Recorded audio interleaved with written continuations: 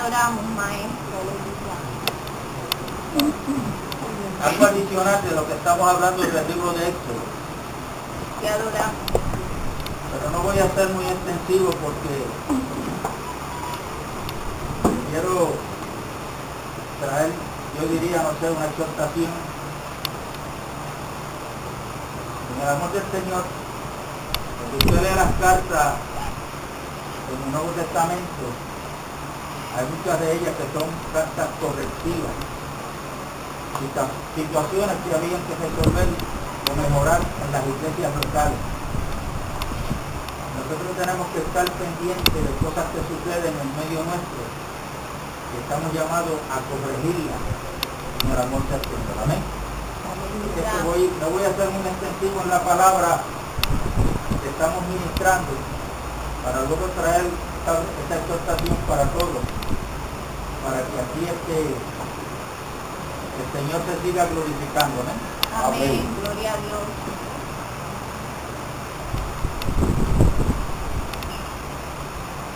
Estamos hablando del libro de Éxodo, de la salida del pueblo de Israel de Egipto, donde Dios usa a Moisés como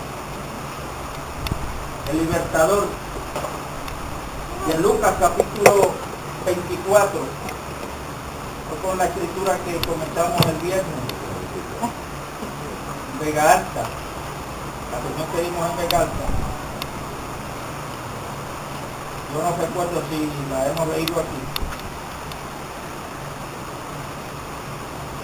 24 y verso 44, en adelante dice lo siguiente.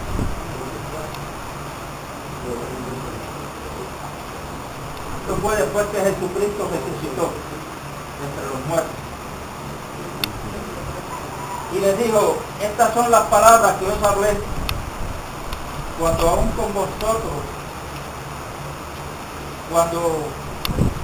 estando con vosotros, que era necesario que se cumpliera todo lo que está escrito de mí en la ley de Moisés, en los profetas y en los salmos. Repito, esto lo dijo Cristo después que resucitó, que todo lo que la ley de Moisés decía de Cristo, los profetas y los salmos tuvieron cumplimiento en él, o sea, en Cristo Jesús. Hago el énfasis en esto porque cuando usted y yo leemos la escritura, y por ejemplo estamos leyendo el libro de Éxodo, o vamos a leer los salmos, o vamos a leer algún libro de los profetas, tenemos que pedirle a Dios que por la revelación del Espíritu Santo nosotros podamos descubrir a Cristo Jesús en estos escritos. ¿Por qué? Porque Cristo mismo dijo que lo que escribió Moisés en la ley de él, los profetas y los salmos, tenían que cumplirse en él.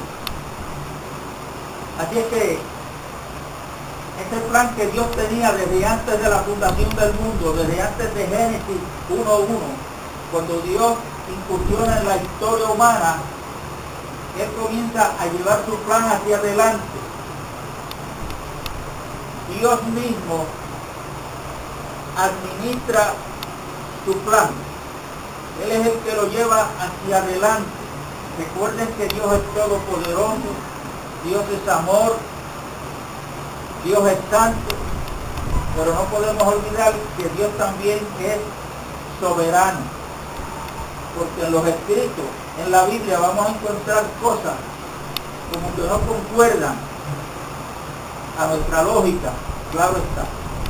Pero cuando nosotros entendemos que Dios es soberano, entonces Dios nos da entendimiento que para Él llevar a cabo su plan, Él hace lo que tiene que hacer. Y no hay nadie que se lo impida. No hay nadie que le reclame, ¿y por qué tú haces esto? ¿Por qué lo haces así? Porque Él es Dios y Él es soberano. Amén. Nosotros estamos llamados a someternos a su voluntad.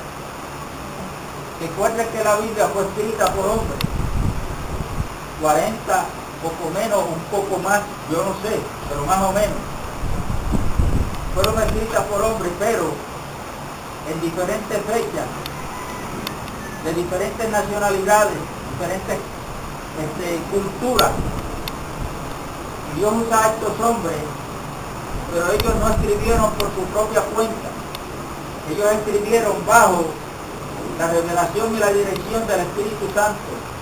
Lo que quiere decir es que el autor de estos 66 libros que están aquí es el Espíritu Santo. Por eso es que necesitamos al autor de este libro para que él mismo nos revele qué es lo que él quiso decir cuando dijo aquello y ordenó que lo escribiera. Amén. Cuando leemos un libro secular hay cosas que no entendemos, pero no le podemos preguntar al libro.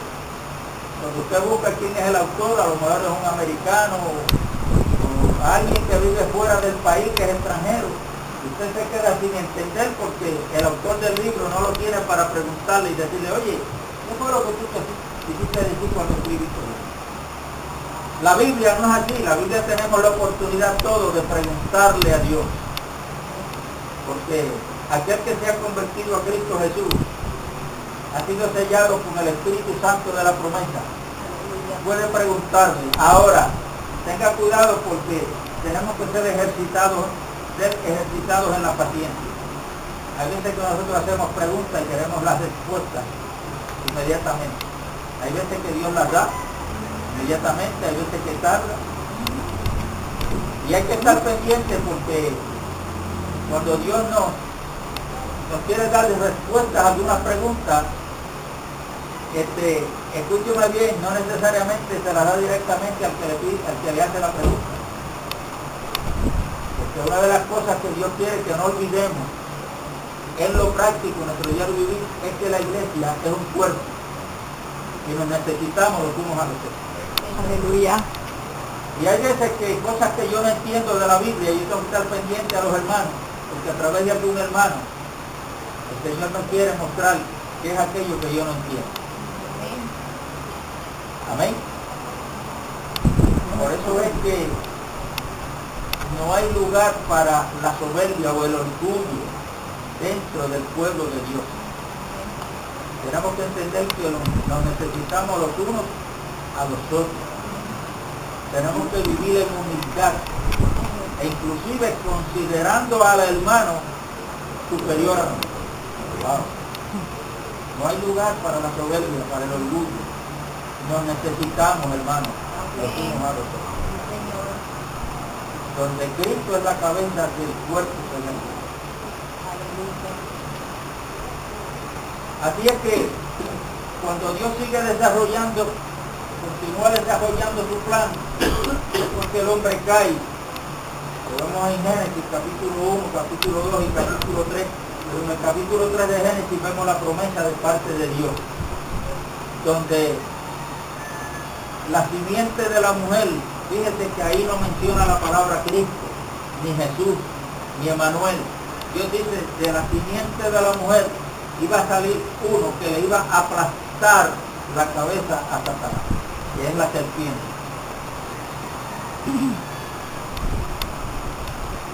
¿Por qué sabemos que la serpiente que se llevó allí al huerto es Satanás? Bueno, porque Apocalipsis capítulo 12 lo dice, cuando habla de la serpiente antigua, la cual es Satanás.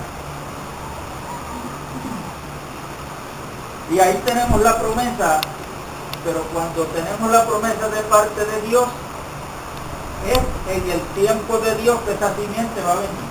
Van a ser. No es el tiempo nuestro. O sea, nosotros estamos sujetos a tiempo y espacio, pero Dios no.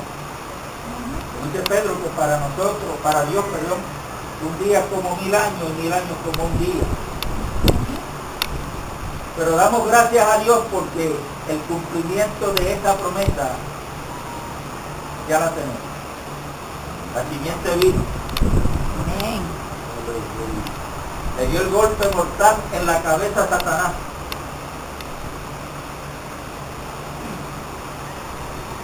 Él fue el que le dio el golpe mortal. Jesucristo a Satanás en la cruz. Él le dio el jaque mate a Satanás. Desde su nacimiento, Satanás trató de que Jesús no fuera a la cruz, que cambiara de ser hijo de Dios en la tentación para que actuara, que dejara de ser hijo del hombre para que actuara como el hijo de Dios. Si tú eres el hijo de Dios, di que estas piedras se conviertan en pan. Aquel no era el hijo de Dios, aquel era Dios con nosotros, Emmanuel. Pero también era el hijo del hombre, Jesús actuando en el 100% de la humanidad. Y como hombre, él enfrentó a Satanás y Satanás no logró inyectar el germen del pecado en Jesús.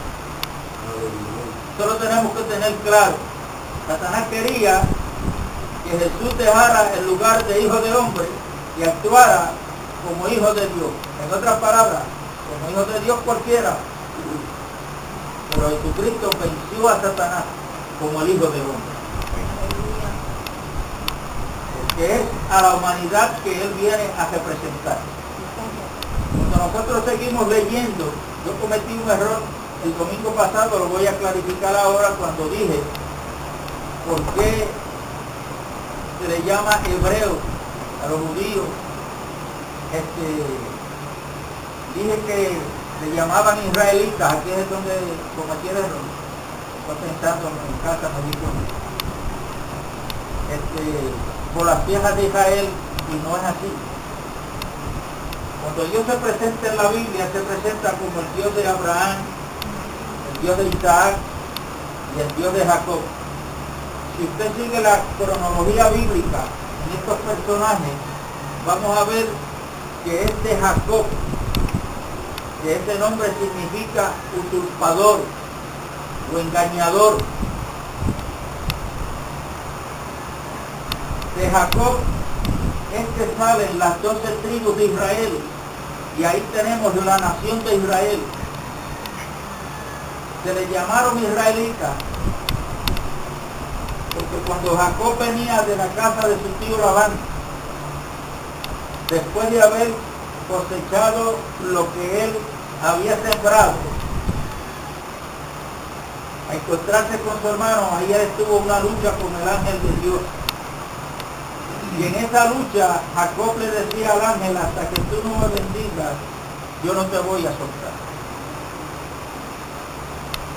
Hasta que antes que amaneciera el día, el ángel bendijo a Jacob, lo tocó en una de sus caderas y lo dejó sin su fuerza natural.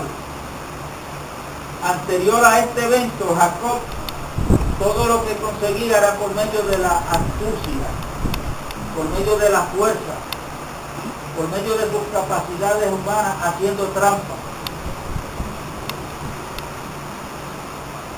Esta es la carne. Cuando el ángel le tocó una de sus caderas, ahora Jacob anda cojeando, ahora no puede valerse por sí mismo y seguir haciendo, viviendo como él actuaba. Y ahí es donde el ángel le cambia el nombre de Jacob a Israel, que Jacob significa engañador o usurpador. Israel significa príncipe de Dios. Como este pueblo nace de los lomos de Jacob, por eso es que se le llama israelita. Amén. Aclarado ese punto, cuando seguimos leyendo el libro de Génesis, que termina con unos huesos dentro de un ataúd, son los huesos de Jacob. Y luego ahí pasa al libro de Éxodo, que significa salida. Y a Cristo lo vemos en la promesa. En el libro de Génesis lo podemos ver cuando Jacob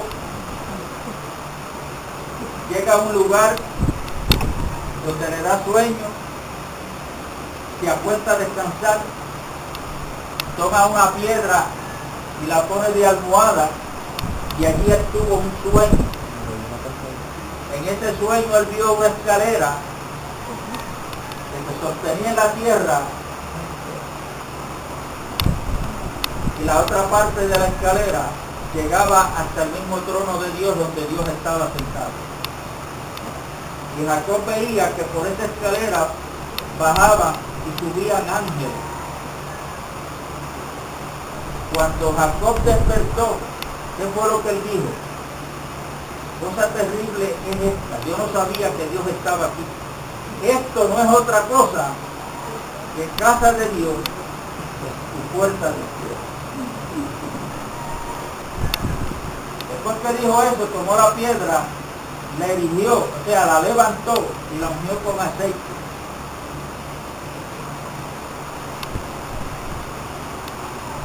Esa piedra, en esa piedra, en tipo y sombra que Dios comienza a hablar, estamos viendo la piedra angular, la piedra de fundamento que se llama Cristo Jesús, Espíritu Santo. Y Cristo es el ungido de Dios, por eso en esta piedra estamos viendo a Cristo.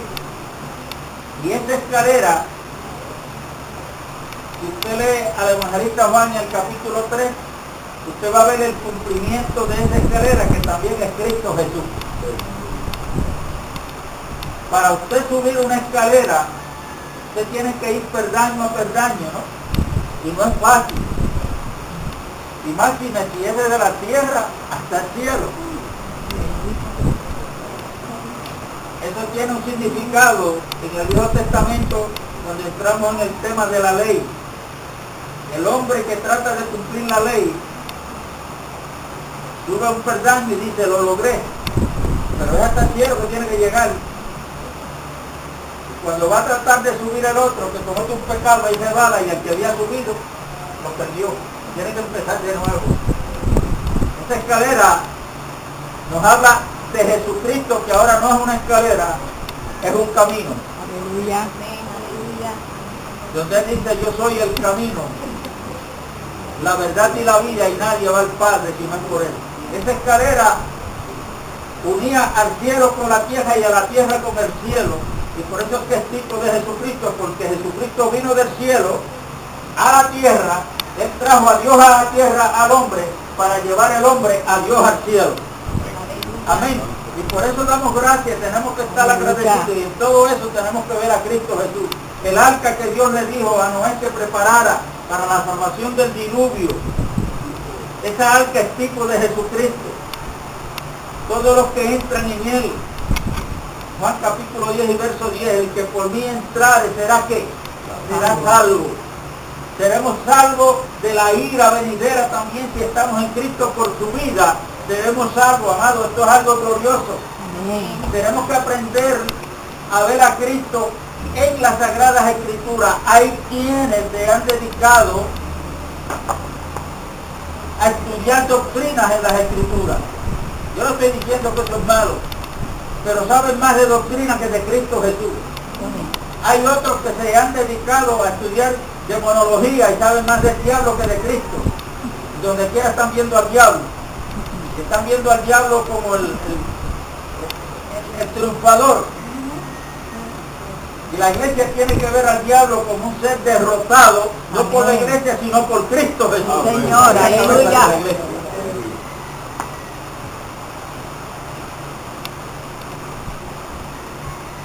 Y en la forma de nosotros hablar, cuando estamos cantando nada más, en nuestro diario vivir, cuando hablamos, la forma de hablar, o alabamos al diablo o alabamos a Dios.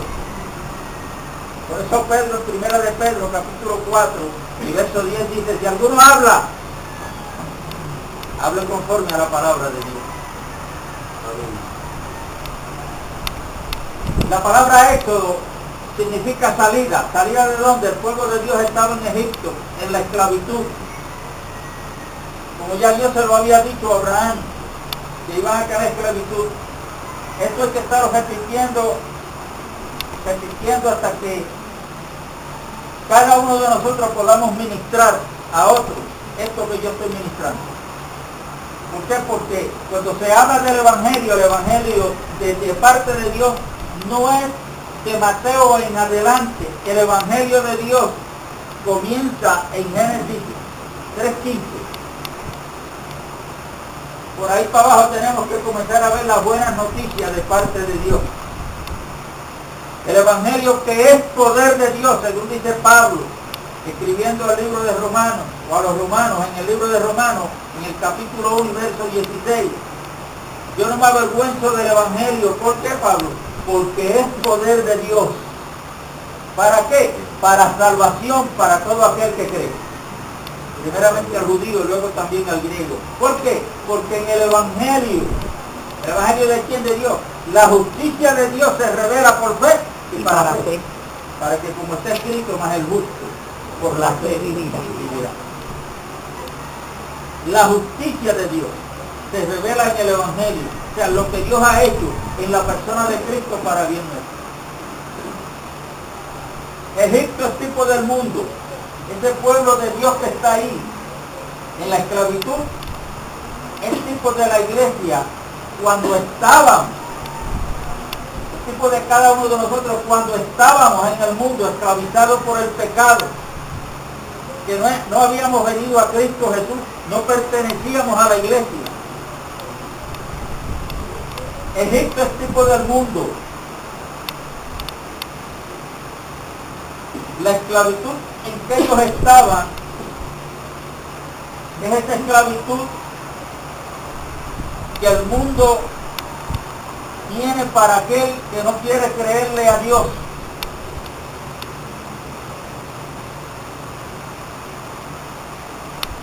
El engaño del mundo que está dirigido por Satanás.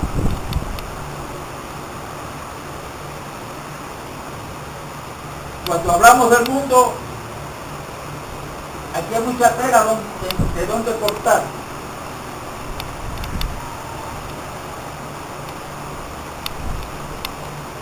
Que cuando Juan habla de que no amemos al mundo, él habla de cosas del mundo que no están fuera de nosotros, sino en nosotros. La vanagloria de los ojos. Cuando usted va a Plaza de las Américas, yo voy con la intención de comprar nada porque no tengo necesidad de nada. Simplemente voy por allí a darme una vuelta, a coger el aire de gratis. Pero cuando voy mirando las tiendas, veo un par de zapatos, veo una guayabera, una camisa que me gusta, no la necesito, pero despierta en mí el deseo de yo adquirir lo que no necesito.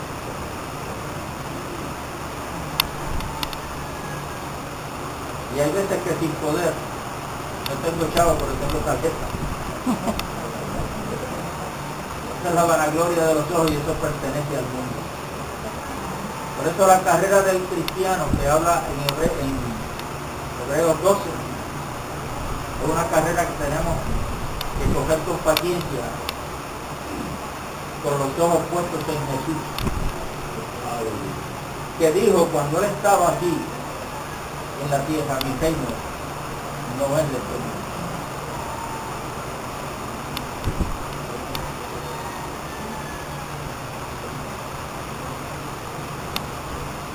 Cuando este pueblo está en esclavitud, Dios provee. Esto es bien importante que no se nos olvide.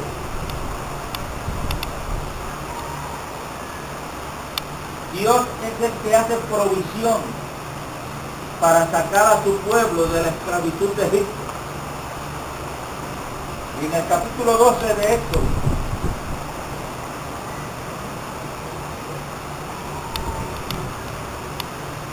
es donde comenzamos a ver en las Escrituras las órdenes que Dios le da a Moisés. ¿Cómo es que van a ser libertados de la esclavitud en que están bajo la poderosa mano de Faraón.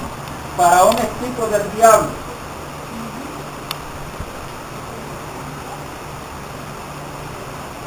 Recuerden que cuando Dios le habló a Moisés sobre la Pascua, que es lo que vamos a ver aquí, el pueblo está en Egipto, no está fuera de Egipto. Mientras el pueblo de Dios está en esclavitud en Egipto, estos son detalles bien importantes. No pueden tener comunión con Dios como Dios quiere, y Dios no puede tener comunión con ellos como Dios quiere tenerla. Entonces que más luego vemos que después del paso del Mar Rojo, Dios los dirige hacia el monte Sinaí, donde ahora Dios está presente y su pueblo está presente ante la presencia de Dios.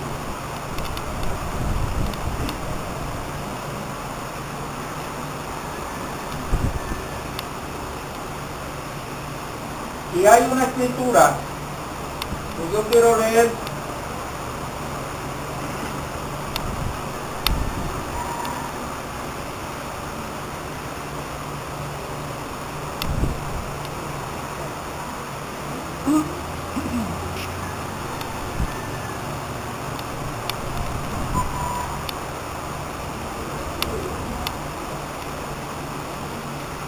del capítulo 11 del libro de Éxodo, y el verso 7, antes de entrar al capítulo 12. Capítulo 11 y verso 7, mire lo que dice. Pero contra todos los hijos de Israel, desde el hombre hasta la bestia, ni un perro moverá su lengua, para que sepáis que Jehová hace diferencia entre los egipcios y los israelitas. Es Dios quien establece la diferencia entre los que están en el mundo y los que pertenecemos a la iglesia. Una confirmación más de que no todos somos hijos de Dios. No es Moisés quien hace la diferencia ahí, es Dios quien está hablando. Dios no quiere que nadie se pierda. Dios está llamando a la humanidad al arrepentimiento, a que vengan a Cristo, porque Cristo está accesible a todo aquel que quiera correr a Él para encontrar perdón de sus pecados. Lamentablemente, no todos van a venir, por eso Pablo anticipadamente nos dice cuando escribe a los Corintios que no es de todos la fe.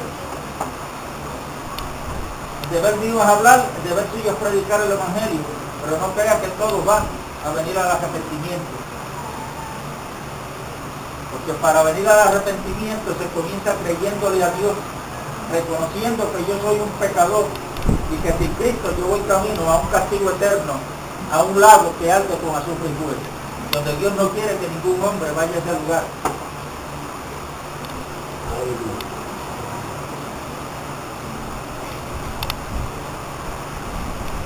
El testigo de Jehová le dice a uno, no, porque Dios es amor, Dios no va a mandar a nadie para ellos negar el castigo eterno, que ellos no creen en eso.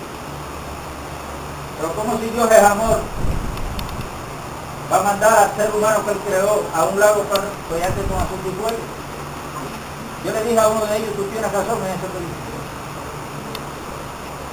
Porque no es Dios quien envía al hombre al castigo eterno, es el hombre que toma la decisión de pasar la eternidad en ese lugar donde Dios no quiere que ninguno vaya a ser. Cuando se rechaza a Cristo Jesús, cuando se niega uno a creerle a Dios, uno está decidiendo, tomando la decisión de pasar la eternidad en ese lugar. La perdición para muchos hoy no es real. Todos vamos para el mismo lugar. Pero se van a dar cuenta de la perdición en un momento cuando ya está. Entonces ya no hay remedio.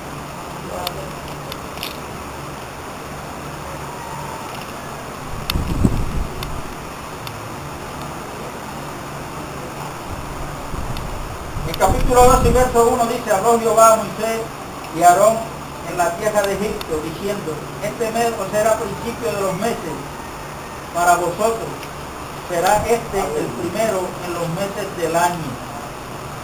Escúcheme bien lo que dice este verso 1. El pueblo de Israel, vemos ahora ahí que comienza y tiene dos calendarios. El calendario civil era en el cual ellos vivían en Egipto. Pero desde el día en que celebran la Pascua en adelante, ahora van a tener otro calendario, que no es el civil, es el calendario sagrado. ¿Me expliqué en esto? ¿Qué quiere decir eso en tipología bíblica?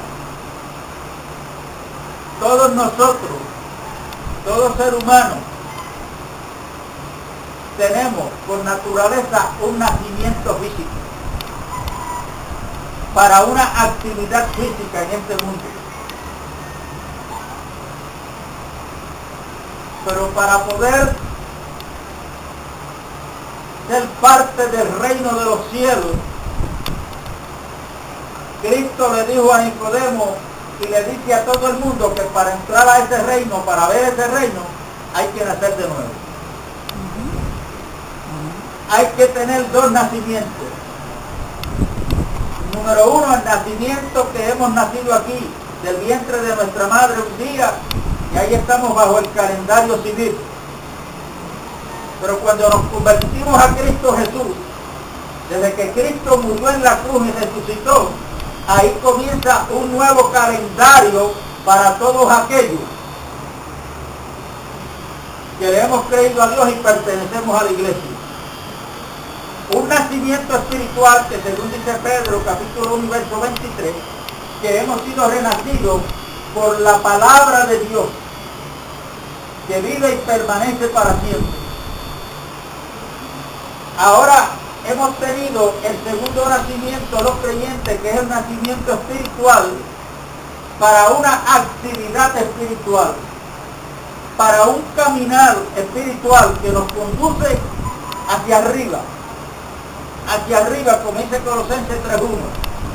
Si pues habéis resucitado con Cristo, buscad de las cosas de arriba, donde está Cristo sentado a la diestra de Dios. Y no fijéis o no pongáis la mirada en las cosas terrenales. Hermanos, todo lo terrenal, la mayor parte, el 99% es atractivo, nos llama la atención. Hay cosas que gustan, pero el resultado de todo eso, la recompensa de todo eso, es muerte espiritual. Si no venimos a Cristo a tiempo, tendremos muerte espiritual eterna, sin oportunidad. Como dice el libro de Apocalipsis, capítulo 20, bienaventurados son aquellos que tienen parte, que tenemos parte en la primera resurrección.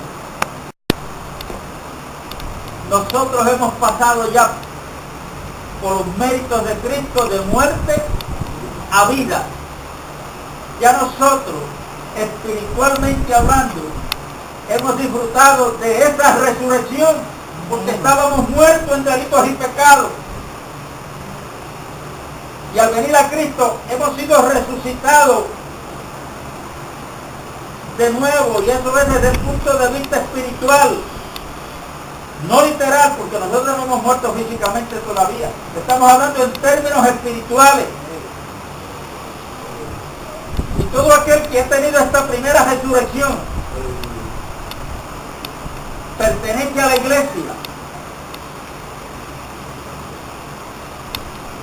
Pero aquellos que para el juicio final no se hayan convertido a Cristo, hoy no quieren venir ante la presencia de Dios. Pero en ese día, no es que ellos quieran o no, es que Dios los va a traer ante su presencia. Y allí tendrán que rendir cuenta. Porque los que no se encuentren inscritos en el libro de la vida, Dios los va a resucitar. Los que han muerto físicamente, los que están muertos espiritualmente, y desde el punto de vista espiritual van a lograr ver a Dios cara a cara, pero ya no para recibir salvación, sino para rendir cuenta. Cuando ese libro se traiga, que pase en lista, todo aquel que no esté inscrito en el libro de la vida será lanzado al lago que arde con azufre y fuego. Esta es la segunda muerte. ¿Por qué la segunda muerte? Porque estaban muertos espiritualmente aquí. Se les está dando la oportunidad para que vengan a Cristo y resuciten a una vida espiritual. No quisieron. Están muertos. Ahí está la primera muerte.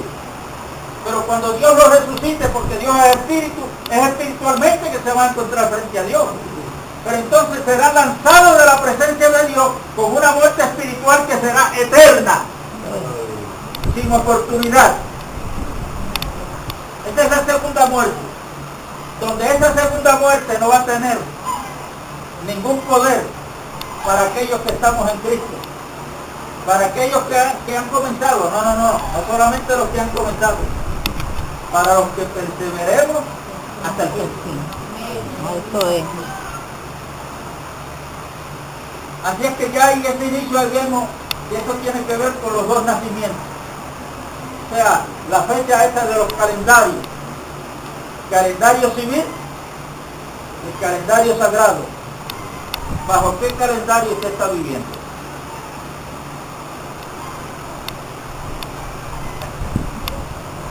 ¿Bajo qué calendario debe estar viviendo la iglesia?